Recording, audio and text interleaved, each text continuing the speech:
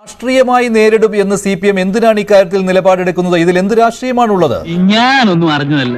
അളിയൻ ദിവസം ഓരോ നമ്പർ കാണിക്കും. നമ്പർ കാണിച്ച് തലയും കുത്തി താഴെ വീഴുമ്പോൾ അത് മറ്റുള്ളവരുടെ പള്ളിക്ക് വെക്കുക.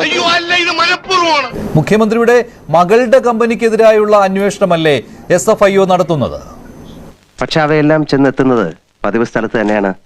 അത് ഓർക്കുമ്പോഴാണ് നമുക്ക് സങ്കടം.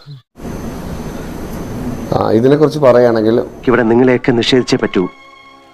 ഞാൻ പഠിച്ചതിനെ മുഴുവൻ എനിക്ക് നിഷേധിച്ചേ പറ്റൂ. സഞ്ചരിച്ചിട്ടില്ലാത്ത വഴികളിലൂടെയൊക്കെ ഞാൻ സഞ്ചരിച്ചെന്നിരിക്കും, ഒരു ഭ്രാന്തനെ പോലെ. ഇതിനകത്ത് നമ്മൾ ചില കാര്യങ്ങൾ ആദ്യമേ അന്വേഷിക്കേണ്ടി വരും. ഒന്ന് നമ്മളിപ്പം ഉദാഹരണത്തിന് ഒരു വേൾഡ് സിനേറിയോ നോക്കുവാണെങ്കിൽ ഇപ്പം ഇറാഖിന്റെ അറ്റാക്ക് നടന്ന